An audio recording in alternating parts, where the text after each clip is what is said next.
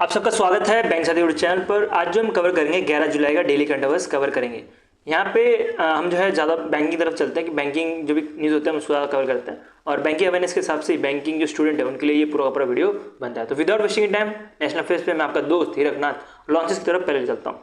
तो लॉन्चेस से पहले न्यूज़ आ रहा है कि ministry of information and broadcasting ने दो तरह के चैलेंज लॉन्च किया है। एक है कला सेतु चैलेंज और दूसरा मिलेगा भाषा सेतु चैलेंज।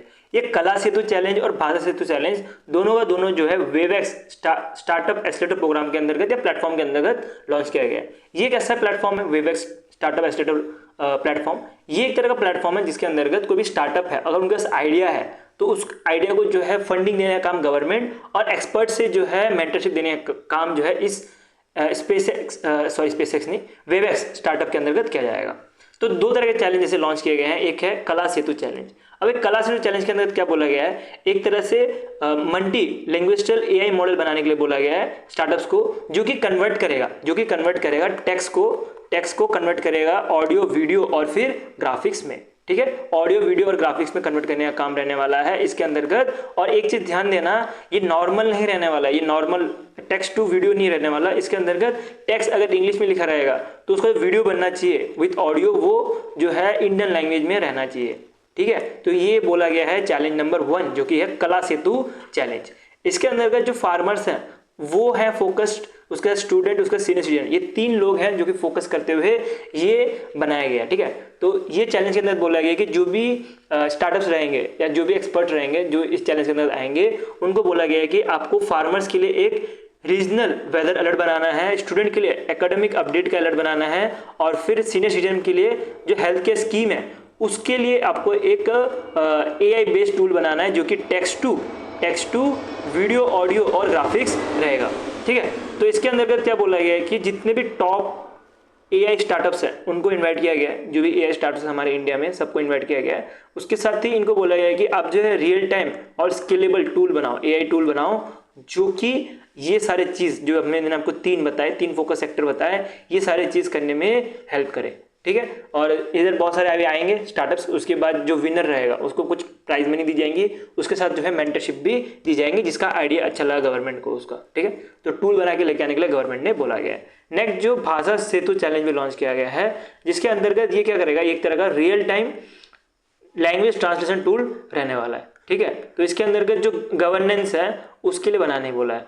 तो जो मल्टी लैंग्वेज जो अगर बात करें इंग्लिश टू गुजराती या इंग्लिश टू बिहारी कन्वर्ट करने का गवर्नेंस जो रहने वाला है वो देने का काम करने वाला है ये भाषा सेतु चैलेंज के अंतर्गत। ठीक है, तो दो तरह के चैलेंज लॉन्च किए गए हैं, दोनों के दोनों जो है एआई बेस्ड बनाने के लिए बोला गया और दोनों का दोनों टूल जो है वो लैंग्वेज बेस्ड रखने के लिए बोला गया है। ठीक है, नेक्स्ट चलते हैं। नेक्स्ट आ रहा है यूनियन मिनिस्टर फॉर एजुकेशन, मतलब मिनिस्ट्री ऑफ एजुकेशन ने मिलके जो मिनिस्ट्री ऑफ स्टेट है, मिनिस्ट्री ऑफ स्टेट किसके, ministry of education and skill development के, तो दोनों मिलके जो है एक एग्रीटेक इनोवेशन हब लॉन्च किया है। एग्रीटेक का मतलब क्या हुआ, एग्रीकल्चर जो है मॉडर्न, अगर मॉडर्न डेज में यूज़ किया जाए, मॉडर्न टेक्नोलॉजी के साथ यूज़ किया जाए तो उसको एग्रीटेक बोला जाता है। तो इसको जो है अभी मेरठ में जो है ये हब बनने वाला है, ये ध्यान देना। मेरठ में कहाँ, मेरठ में सरदार वल्लभ भाई Patel university of agriculture and technology में जो है ये एग्रीकल्चर इनोवेशन हब बनने जा रहा है। तो ये जो हब बनने वाला है इसके अंतर्गत ये फार्मर्स को, स्टार्टअप्स को, रिसर्चर को केवी मतलब क्या हुआ, कृषि विज्ञान केंद्र, फिर फार्मर प्रोड्यूसर ऑर्गेनाइजेशन और वापस से फार्मर्स को जो है कनेक्ट करने का काम करेगा। मतलब एक साइड से सारे के सारे जितने भी स्टार्टअप्स, फार्मर, रिसर्चर, उसके साथ केवी जो भी है सबको जो है एक साथ कनेक्ट करने का काम करेगा। इसके अंतर्गत एक सेंटर ऑफ एक्सीलेंस खोला गया है। सेंटर ऑफ एक्सीलेंस मतलब क्या, ये जो है स्पेशली फोकस करेंगी जो एग्रीटेक है उसमें, और इसको आईआईटी रोपर में जो है खोला गया। इसके बारे में बजट में बताया गया था, यूनियन बजट में बताया गया था। टोटल इसमें जो है 75 लाख जो है खर्चा होने वाला है इस सेंटर ऑफ एक्सीलेंस को बनाने के लिए। और इसमें जो एक्सपर्टीज मिलने वाली है वो साइबर फिजिकल सिस्टम लैब के द्वारा जो है इसमें एक्सपर्टीज दी जाएंगी। इसके लिए जो है आईआईटी रोड पर और उसके साथ जो ये सरदार वल्लभ भाई Patel university of agriculture technology है, इन्होंने एक तरह से एमयू साइन किया था इस सेंटर ऑफ एक्सीलेंस बनाने के लिए। ठीक है, और ये ट्रेनिंग प्रोवाइड करेंगे, जैसे फार्मर हो गया, फार्मर प्रोड्यूसर ऑर्गेनाइजेशन होंगे, उसके साथ केवीके हो गया, उनको जो है एक तरह से ट्रेनिंग देने का भी काम करने का रहेगा इसके अंदर। ठीक है, समझ आ गया होगा, छोटा सा न्यूज़ तरह से भी। नेक्स्ट चलते हैं। नेक्स्ट वापस से थोड़ा टेक के बीच में न्यूज़ आ रहा है कि स्टार्टअप पॉलिसी फोरम इन्होंने लॉन्च किया है हैशटैग हैंडेड देसी डीप टेक इनिशिएटिव। और डीप टेक के बारे में बात करें, डीप टेक क्या रहता है, डीप टेक के अंदर आपको एआई, रोबोटिक्स, फिर क्वांटम कंप्यूटिंग, बहुत सारी चीज़ आ जाती है। तो उसके लिए जो है हैंडेड देसी डीप टेक इनिशिएटिव लिया गया। इसके अंतर्गत जो स्टार्टअप इंडिया है, जो कि department of for promotion of industrial and internal trade है, ये आएंगी ministry of electronics and information technology, startup hub आएंगी, उसके बाद आईआईटी मद्रास। इंपॉर्टेंट क्या है, जो आईआईटी मद्रास आपको दिख रहा होगा ना, ये बहुत इंपॉर्टेंट है, ये आपको ध्यान देना है। तीनों का तीनों कोलैबोरेशन करके कर रहे हैं, लेकिन आपको एग्जाम में पूछा जाता है कि कौन सी जो है आईआईटी ने यहाँ पे पार्ट लिया, तो आपको पता चाहिए कि आईआईटी मद्रास ने जो है पार्ट लिया था। क्या करने वाली है इसके अंतर्गत, इसके अंतर्गत आइडेंटिफाई और सपोर्ट किया जाएगा इंडिया के टॉप 100 जो डीप टेक स्टार्टअप्स है, जो कि एआई या रोबोटिक्स या तो क्वांटम कंप्यूटिंग या डिफरेंट जो डीप टेक रहते हैं वहाँ पे काम कर रहे होंगे, तो उनको आइडेंटिफाई और उनको जो है सपोर्ट किया जाएगा। और उनको सपोर्ट करने के लिए गवर्नमेंट जो है 10,000 करोड़ रुपए जो है अलॉट भी की गई है। और गवर्नमेंट इसको सीधा नहीं दे देगा, गवर्नमेंट क्या करेगा, गवर्नमेंट जो है as a fund of fund scheme के अंतर्गत दिए जाएंगे। मतलब क्या हुआ, गवर्नमेंट डायरेक्टली जो है स्टार्टअप्स को पैसे नहीं देगा, बल्कि गवर्नमेंट क्या करेगा, गवर्नमेंट जो है पहले ये पैसा जो है बैंक्स को देगा।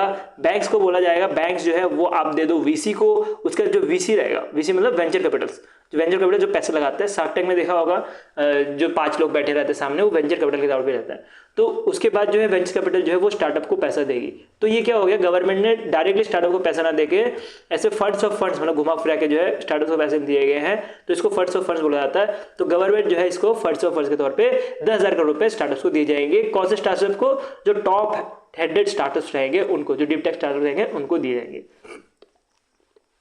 सॉरी। तो इसकी एप्लीकेशन जो है 17 अगस्त 2025 तक खोली जाएंगी, और इसके अंतर्गत स्टार्टअप्स जितने भी इंडिया के हैं सारे के सारे एलिजिबल है। कौन से स्टार्टअप्स रहेंगे, कौन से स्टार्टअप नहीं रहेंगे, इसका सिलेक्ट करने का काम आईआईटी मद्रास का रहने वाला है। इसलिए मैंने बताया कि आईआईटी मद्रास आपको याद रखना है। इसके अंतर्गत जो पॉलिसी व्हाइट पेपर रिलीज किया गया है नॉलेज पार्टनर के तौर पे, ये लॉ करके है कुछ, और उसका जो प्रोग्राम मैनेजमेंट है ये सब भी किए गए, बट एग्जाम के लिए जो मैंने आपको इंपॉर्टेंट है मैंने ऊपर ही बता दिया, ठीक है। बस मैं आपको याद रखना कि आईआईटी मद्रास जो है इसको सेलेक्ट करते हुए जा रहा है। बाकी भी चीज़ें पढ़नी है, लेकिन चीज़ें ना मैं आपको बता रहा हूँ कि एग्जाम में इंपॉर्टेंट क्या है ना, कम पढ़ो, ठीक है, पढ़ो कम लेकिन रिवाइज ज़्यादा करोगे तो चीज़ें ज़्यादा से ज़्यादा याद रहेगी। और एग्जाम में जब आप ऑप्शन भूल जाते हो, क्या गलती करते हो कि आप ज़्यादा पढ़ लेते हो, उसके बाद आपको यही याद नहीं आता कौन सा ऑप्शन सही है, कंफ्यूज हो जाते हो जाके। बेटर ये कि कम पढ़ो, मल्टीपल रिविजन करोगे तो वो जो गलती होती है ना ऑप्शन भूलने का, वो नहीं करोगे, और एग्जाम के लिए रिलेवेंट कंटेंट पढ़ोगे, जिस तरह से मैं आपको बता रहा हूँ सारा का सारा पॉइंट वाइज। ऐसा करते चलोगे तो फिर ज़्यादा मुश्किलें नहीं होगी, ठीक है, लास्ट में जाके। अब इसे पढ़ते हुए चलो, डेली पढ़ सकते हो बढ़िया है, और नहीं कर सकते तो वीकली तो एटलीस्ट करते हुए चलो। नेक्स्ट चलते नेक्स्ट आ रहा है दिल्ली ट्रांसपोर्ट कॉर्पोरेशन डीटीसी ने जो है सहेली स्मार्ट कार्ड लॉन्च किया है। ये कार्ड आप देख सकते हो कुछ ऐसा रहने वाला है, सहेली, ये एग्जैक्ट इमेज नहीं है, ठीक है, सहेली स्मार्ट कार्ड ये एआई बेस्ड इमेज है, बट ये कुछ ऐसे ही कार्ड रहेगा जिसके अंतर्गत आपको जो भी फीमेल रहने वाले, फीमेल और फिर ट्रांसजेंडर दोनों के लिए एप्लीकेबल है, ठीक है। जो दिल्ली में जो फीमेल है और जो ट्रांसजेंडर है, कहीं पे लिखा होगा, कहीं पे ये फीमेल जो दिल्ली के है और ट्रांसजेंडर जो भी है वो सब एलिजिबल है इसके लिए। और दिल्ली में पता होगा कि डीटीसी जो है फ्री में बस सर्विस देती है, जो लड़कियां रहती है, वुमेन्स रहती है, उनको जो है फ्री में बस सर्विस देती है, और वो दी जाती थी ओल्ड टिकट सिस्टम के अंतर्गत। पिंक टिकट सिस्टम था पुराना वाला, उसके अंतर्गत दी जाती थी। बट इसमें क्या था कि इसमें मिसयूज हो रहा था फंड का, तो उसके लिए जो है अब नया सहेली स्मार्ट कार्ड लॉन्च किया है, और ये जो है बेस्ड रहेगा नेशनल कॉमन मोबिलिटी कार्ड के अंतर्गत, ठीक है। एनसीएमसी मतलब क्या हुआ, एनसीएमसी मतलब हो गया इसके अंतर्गत बस में ट्रैवल कर सकते हो, कार अगर बस में ट्रैवल कर सकते हो, अगर लोकल ट्रेन में ट्रैवल करना तब भी कर सकते हो, उसके साथ को शॉपिंग करना हो तब भी कर सकते हो, कार पार्किंग में यूज़ करना तब भी कुछ कर सकते हो।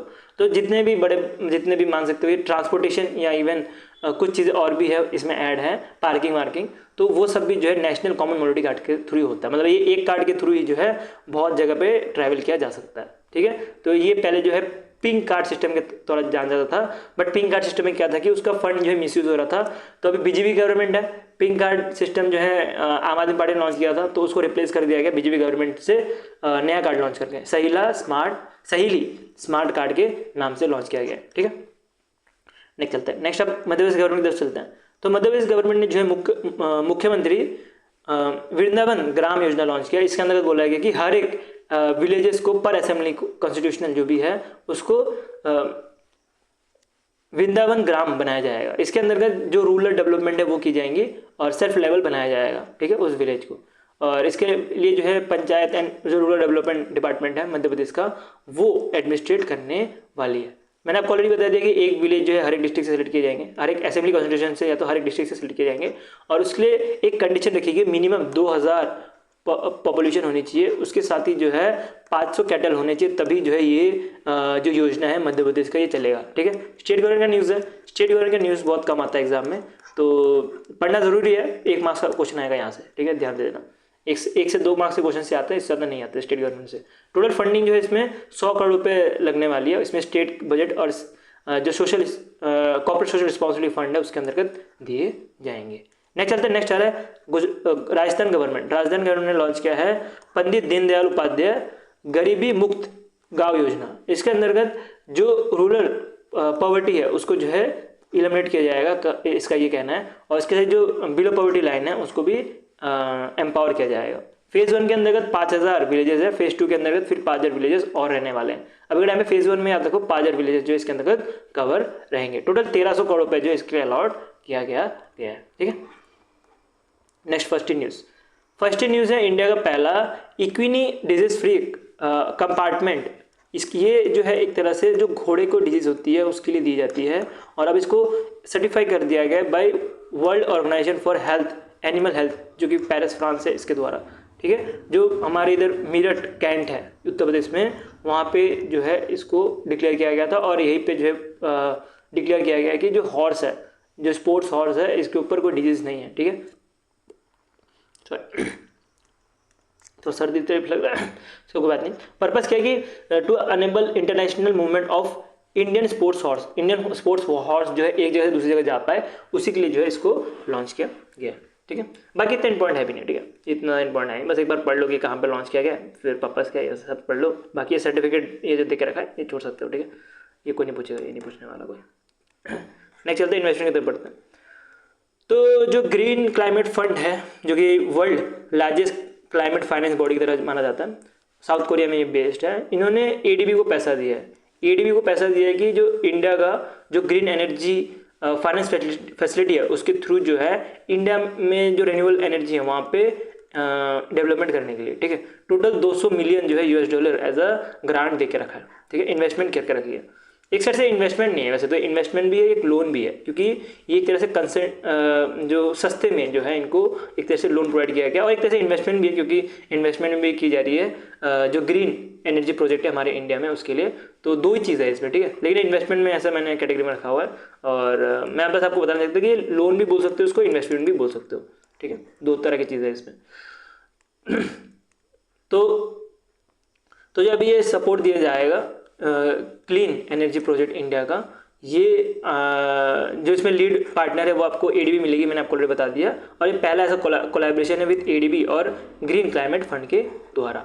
ठीक है, तो ये जो भी लाइन ऑफ क्रेडिट दिया जाएगा वो दिया जाएगा इंडियन डेवलपमेंट फाइनेंशियल इंस्टीट्यूट को। ठीक है, ये आई थिंक यहाँ पे लोकेशन गलत हो गया, यहाँ पे ये लोकेशन पता नहीं कहाँ से आ गया ये लोकेशन। ठीक है, इसको छोड़ देते हैं, इसको मैं PDF में, मैंने ऑलरेडी PDF प्रोवाइड कर रखा है, बट इसको मैं डिलीट करवा दूंगा वीकली में। ठीक है, तो टोटल जो 200 मिलियन दिए गए हैं उसमें से जो 65 मिलियन है वो हाई रिस्क फैसिलिटी, जैसे कि स्मॉल डेवलपर को जो है देने की बात की गई, स्पेशली जो बायो गैस प्रोजेक्ट है। तो 200 में से 65 मिलियन तो निकाल ही दो जो कि बायो गैस प्रोजेक्ट के लिए दिए जाएंगे। ठीक है, इसके अंदर नेक्स्ट चलते हैं। नेक्स्ट बैंकिंग में फाइनेंशियल स्टेबिलिटी रिपोर्ट है, इसको हम कभी दूसरे दिन कवर करेंगे। ठीक है, क्योंकि थोड़ा बड़ा न्यूज़ है, इसमें आपको बहुत कुछ चीज़ समझानी पड़ेगी। एक तो जीडीपी तो पता होगा आपको, CPI भी पता होगा, ग्रॉस NPA सब चीज़ समझानी है। तो बेटर ये रहेगा कि मैं आपको बाद में एक ही बार में इसको समझा दूँ। राइट ऑफ्स ये सब भी है, तो इसको अच्छे से समझाना पड़ेगा, तो फिर इसको हम बाद में समझेंगे। अभी हम बाद में मतलब नेक्स्ट कभी क्लास में आपको समझा दूँगा। नेक्स्ट चलते हैं, नेक्स्ट अवार्ड के ऊपर एक सेपरेट क्लास ले लूँगा उसके ऊपर और उसमें समझा दूँगा। अभी हम अवार्ड के ऊपर बढ़ते हैं। तो great collar of national order of southern cross 2025, ये एक तरह का अवार्ड है, हाईएस्ट सिविलियन अवार्ड, जो कि ब्राज़ील की तरफ से दी जाती है। ये प्राइम मिनिस्टर नरेंद्र मोदी अभी ब्राज़ील के विजिट में थे तब इनको दी गई थी। क्यों? कारण क्या था कि इंडिया और ब्राज़ील के बीच में जो टाई है उसकी वजह से। उसके बाद the order of most ancient mirabilis, ये जो है अवार्ड दी जाती है नाम्बिया के द्वारा। तो नाम्बिया के जो प्रेसिडेंट है इनके द्वारा प्राइम मिनिस्टर नरेंद्र मोदी को दी गई थी। और सेम चीज़ है कि जो टाई है नाम्बिया और फिर इंडिया के बीच में उसके अंतर्गत दी गई थी। ये भी एक तरह से हाईएस्ट सिविलियन अवार्ड है नाम्बिया का। और इंडिया से तरफ से पहले जो इंडियन लीडर है वो पीएम मोदी बने हैं ये अवार्ड लेने के लिए। नेक्स्ट चलता है, नेक्स्ट आ रहा है स्टार रेटिंग अवार्ड 2023-24। ये जो है rating award, star rating award जो है दी जाती है मोस्टली जो मिनिस्ट्री ऑफ माइंस है इनके द्वारा, मिनिस्ट्री ऑफ माइंस के द्वारा दी जाती है। उसके अंदर के जो इंडियन ब्यूरो ऑफ माइंस है इनके द्वारा दी जाती है। जो माइंस है, ठीक है, जो माइंस हैं उनको दी जाती है कैसे, कितने जो है ये सस्टेनेबल एनर्जी यूज़ कर रहे हैं। उसमें पहला नंबर आपको मिलेगा नाकोरी लाइमस्टोन माइन जो कि महाराष्ट्र बेस्ड है और ये अल्ट्राटेक की जो है ये माइंस है, ठीक है। और टोटल देखा जाए तो हाँ एक चीज़ मैं बोलने भूल गया कि जो sustainable and recognise mine practice जो करता है उनको दी जाती है। टोटल 98 माइंस ऐसे हैं, उसमें से 7 स्टार रेटिंग, इनको डिफरेंट डिफरेंट रेटिंग दी जाती है। उसके अंदर जो 7 स्टार रेटिंग है वो 3 को दी गई है, जो कि मैंने आपको यहाँ पे 3 लिख के रखे हैं, और 5 स्टार रेटिंग जो 95 को दी के रखी है। तो 95 माइंस तो पढ़ना पॉसिबल नहीं है और एग्जाम में पूछेगा भी नहीं, तो बेटर ये कि जो 3 माइंस है इसके नाम याद करते रहो। चलो पहला जो आपको मिलेगा जो 7 रेटिंग जो माइंस है उसमें आपको रेटिंग मिलेगा नाकोरी जो कि महाराष्ट्र बेस्ड है, इसमें अल्ट्राटेक इसको चलाती है, और लाइमस्टोन माइंस जो है यहाँ पे मिनरल जो है निकाला जाता है। उसके बाद नेक्स्ट जो आपको टाटा स्टील का मिलेगा झारखंड में, और ये आयरन ओन जो है मिनरल निकालने का काम करता है। उसके बाद संदर mine manganese and iron rod मिलने वाले हैं, और ये जो कर्नाटका में है। तो ये 3 तरह के जो नाम आपको याद रखना है, ठीक है। जो आयरन ओर है ये आपको नाम याद रखना है, एक लाइमस्टोन है, 2 जो है आयरन ओर है, ठीक है। नेक्स्ट चलते हैं, नेक्स्ट एक डिफेंस का न्यूज़ है। तो ये आ रहा है कि जो डिफेंस एक्विजिशन काउंसिल जो मिनिस्ट्री ऑफ डिफेंस के अंतर्गत आती है, इन्होंने अप्रूव कर दिया 1.05 लाख करोड़ रुपए कैपिटल एक्विजिशन प्रपोजल। तो इसके अंतर्गत देख सकते हो डिफरेंट चीज़ है, जैसे कि electronic warfare system, surface to air strike missile, जो भी चीज़ें हैं, ऐसे आपको 10 कैपिटल एक्विजिशन प्रपोजल मिलने वाले हैं, जो कि Indian army, Indian navy, Indian air force सबके लिए ही है, ठीक है। और बाकी आप इमेज के थ्रू यहाँ से चीज़ें पढ़ सकते हो, मैं यहाँ पे आपका टाइम वेस्ट नहीं करना चाहता। और ये सारा का सारा जो भी चीज़ें की जाएंगी वो आत्मनिर्भर भारत के अंतर्गत की जाएंगी। ये चीज़ आपको थोड़ा ध्यान देते हुए चलना है, ठीक है। इसमें जो भी चीज़ें होंगी इंडिजिनसली जो है 50% से भी ज़्यादा जो है इसमें आपको लोकल आइटम मिलने वाले हैं। जो बनाने वाले अभी 1.05 लाख है, इसमें 50% ज़्यादा जो है लोकली आइटम यूज़ किए जाएंगे, ऐसा कुछ कहना है डिफेंस एक्विजिशन काउंसिल का। नहीं चलते हैं, एक तरह से MU आ रहा है इंडियन पोस्ट और फिर मैप माई इंडिया का। मैप माई इंडिया क्या करता है, जैसे गूगल है वैसे मैप माई इंडिया भी समझ सकते हो। दोनों ने पार्टनर करके क्या कर रहे हैं, एक तरह से unique 10 digit alpha numeric address, digital address जो है बनाया गया है, ठीक है। ये क्या रहेगा, ये इंडिया का पहला डिजिटल एड्रेसिंग सिस्टम रहने वाला है, जो कि इंटीग्रेट रहेगा मप्स ऐप्स के थ्रू, ठीक है। मप्स ऐप के थ्रू ये इंटीग्रेट रहने वाला है। क्या रहने वाला है, 10 डिजिट का alpha numeric digital address code रहने वाला है, ठीक है। तो इसके अंतर्गत क्या किया जाएगा, इसके अंतर्गत जो प्लेटफॉर्म यूज़ की जाएगी वो DigiPin की यूज़ की जाएगी, डिजिटल पोस्टल इंडेक्स यूज़ किया जाएगा, ठीक है। ये थोड़ा गलत हो गया, डिजिटल पोस्टल इंडेक्स यूज़ किया जाएगा, जिसके अंतर्गत जो मैप माई इंडिया है इसके अंतर्गत जो डिजिटली एड्रेस, जैसे कि आपने देखा होगा कि लॉन्गिट्यूड लैटिट्यूड में जो है एड्रेस जो है पता लगता है, तो ये सेम चीज़ पता लगेगी, लेकिन इसके अंतर्गत 10 डिजिट का अल्फा न्यूमेरिक डिजिटल एड्रेस होगा, जिसके जो एग्जैक्ट लोकेशन है वो पता लगेगी, ठीक है। और इसमें 3.8 मतलब क्या हुआ इसका कि बहुत छोटा जगह 3.8 मीटर बाई 3.8 मीटर तक जो है डेटा निकाल सकता है ये, ठीक है। तो हर एक को जो है अल्फा न्यूमेरिक कोड दिया जाएगा 10 डिजिट का। इसके लिए जो है IIT हैदराबाद और नेशनल रिमोट सेंसिंग सेंटर जो है पार्टनर करके इसको बनाया जा रहा है। DigiPin क्या है, DigiPin एक तरह का मान सकते हो ओपन सोर्स ग्रिड बेस्ड जियो कोडेड एड्रेसिंग सिस्टम है, ठीक है। जियो कोडेड मतलब क्या हुआ, इसके अंतर्गत अब जियो कोडेड मतलब ज्योग्राफिकल कोडेड, ठीक है। जैसे हमने बताया ना लॉन्गिट्यूड लैंगिट्यूड वही है, और इसके अंदर ग्रिड के अंतर्गत बांटा जाता है, और ये ओपन सोर्स है, इसके अलावा इसको कोई भी यूज़ कर सकता है। तो अभी के टाइम पे ये मैप माई इंडिया जो है यूज़ करने जा रही है, और इसके लिए जो है इंडियन पोस्ट के साथ पार्टनरशिप की गई है, ठीक है। नेक्स्ट पोस्ट के न्यूज़ में बढ़ते हैं। तो एशियन पैरा आर्चरी चैंपियनशिप 2025 का चाइना में हो रहा था, इसमें इंडिया की रैंक जो है 2nd आई थी, और टोटल 9 मेडल जीते थे, और इसमें गोल्ड मेडल आपको 3 मिलने वाले, ये याद रखते हुए चलना है, ठीक है। बाकी भी मेडल इतने इंपॉर्टेंट होते नहीं है, बट जो गोल्ड मेडल होता है ना वो ज़्यादा इंपॉर्टेंट होता है। गोल्ड मेडल पूछ लिया जाता है कि कितना जो है गोल्ड जीता गया इस इवेंट में, ऐसा एग्जाम पूछ लिया जाता है, तो इसको आपको ध्यान देकर चलना है।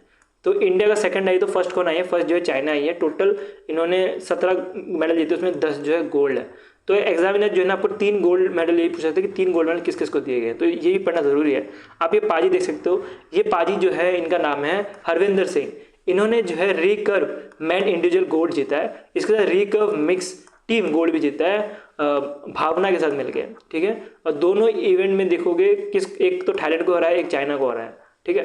तो इतना इंपॉर्टेंट है नहीं किसको डिफीट किया, बट कौन जीता है और क्या जीता है, कौन से इवेंट में जीता है, ये इंपॉर्टेंट है। उसके बाद दूसरा दो तो मैंने आपको मेडल बता दिया कि इनके नाम पे ही है, और एक मेडल आपको और याद रखना है वुमेन टीम गोल्ड, इसके अंतर्गत शीतल देवी और फिर ज्योति मिलने वाली है, ठीक है।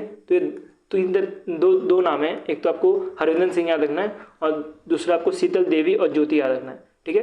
ये दो तरह के नाम हैं जो कि आपको एग्जाम में याद रखते हुए चलना है, जहाँ से क्वेश्चन बनने के चांसेस सबसे ज़्यादा है।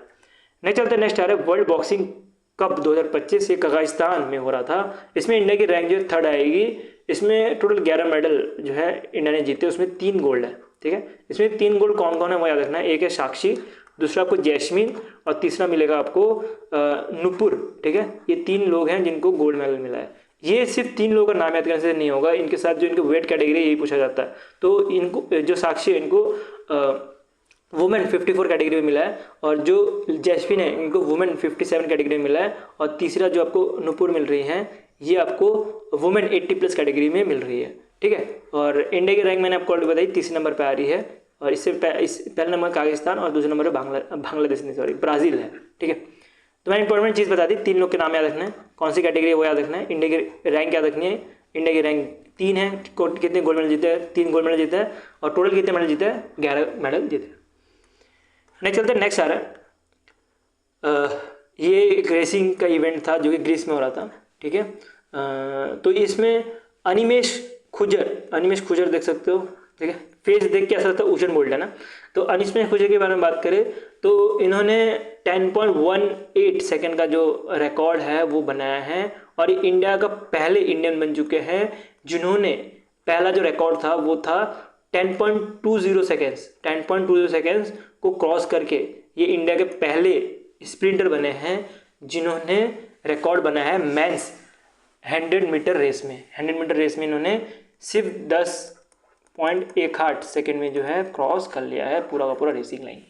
पहला किसके पास रिकॉर्ड है, ग्लोबल रिकॉर्ड किसके पास है वो तो पता ही होगा आपको, उसेन बोल्ट के पास है।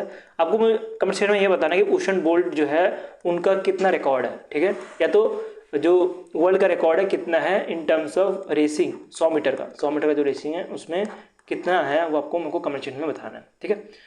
तो इन्होंने कौन से पर्सन का, जो जी सिंह जी थे इनका जो रिकॉर्ड तोड़ा गया है, गुरविंदर वीर सिंह का जो है रिकॉर्ड तोड़ा है, ये चीज़ आपको याद रखना है, ठीक है। क्या क्या याद रखना है, अनिमेश खुजर याद रखना है, कितना इन्होंने रिकॉर्ड बनाया, कितना कब जो है ये इंडिया के पहले बने हैं जिन्होंने 100 मीटर के रेस में जो है रनिंग की है, वो आपको रखना है 10.18 सेकेंड्स। और इन्होंने जो है गुरविंदर वीर सिंह जो कि 10.20 सेकेंड्स में पहले रिकॉर्ड था वो तोड़ दिया गया। अगर इनका बात करें पर्सनल रिकॉर्ड, नेशनल रिकॉर्ड के हिसाब से एक ऑलरेडी इनके पास 20.32 सेकेंड का जो रिकॉर्ड था, और ये इंडिया का जो है ये रिकॉर्ड था। अगर आप देखोगे इसमें एक चीज़ ध्यान देना कि जो 20.32 सेकेंड्स है इसको अगर डिवाइड बाई 2 करेंगे ना तो इसमें 100 मीटर का इनका रिकॉर्ड आ जाता है 10.18। बस ये बताने का कारण ये था कि अगर आपको कभी दोनों याद नहीं हो पा रहे तो आप ये याद रखना, वैसे आपको दूसरा भी याद हो जाएगा। अगर 10.18 याद रखो तो उसको मल्टीप्लाई 2 करोगे तो इनका 200 मीटर का जो है वो आ जाएगा, 200 मीटर में इन्होंने कितना रनिंग किया था। अगर दूसरी चीज़ की बात करें, जैसे कि ये जो है तीसरे नंबर पे आए थे, और इससे पहले आप देख सकते हो एक तो ब्राज़ील से थे और दूसरे पर्सन में देख सकते हो। तो इंपॉर्टेंट क्या है कि ये 2% इतना इंपॉर्टेंट है नहीं, ठीक है, ये नहीं पूछा जाएगा एग्जाम में। एग्जाम में जो है आपको याद रखना है कि जो खुर्जर थे ये 3rd नंबर पे थे, और कितना जो है इन्होंने रनिंग की थी, 100 मीटर की कितनी जो रनिंग की थी, जिसकी वजह से इंडिया के पहले पर्सन बन गए। ये चीज़ इंपॉर्टेंट एग्जाम के लिए। इससे हमारा डेली कंटेंट खत्म हो गया, और मैं अब करता हूँ जो मैंने आपको समझाया आपको समझ आ गया होगा। हमारा काम ये है कि आपको शॉर्ट में और क्रिस्प फॉर्म में सारी चीज़ें दी जाए, जिसकी वजह से आपको अभी के टाइम पे इवन रिविजन के टाइम में भी हेल्प हो। हर एक लास्ट ईयर की बात करें तो हमारे पीरियड से 30 से 35 क्वेश्चन आ गए थे, तो इस बार उम्मीद है कि इससे भी ज़्यादा आएंगे, क्योंकि हमारा एक्सपर्ट्स तो वैसे PO ऑलरेडी जो निकाले हुए हैं वो मेरे इधर हैं, और इवन मैं भी 3-4 साल से पढ़ा रहा हूँ, तो मुझे पता है कि कौन से क्वेश्चन आते कौन से नहीं आते, ठीक है। तो यही चीज़ इंपॉर्टेंट है कि कौन सा क्वेश्चन पढ़ना है, उससे ज़्यादा इंपॉर्टेंट है कि कौन सा क्वेश्चन छोड़ना है। तो वो चीज़ आपको पता लग जाएगी थोड़े साल में, जब आप 1-2 साल तैयारी कर लोगे। और अगर इस तरह से मेरी तरह से अगर मेरे साथ पढ़ना है तो आप बैंक से टेलीग्राम ग्रुप सब्सक्राइब कर सकते हो। और वीडियो अच्छा तो लाइक कर देना, ऐसी कंटेंट देखते रहे सस्टेनेबल चैनल, और वीडियो शेयर कर दो अपने दोस्तों के साथ अगर वीडियो अच्छा लगा तो, ठीक है। सो अभी के लिए रहता है, thank you watching for this video.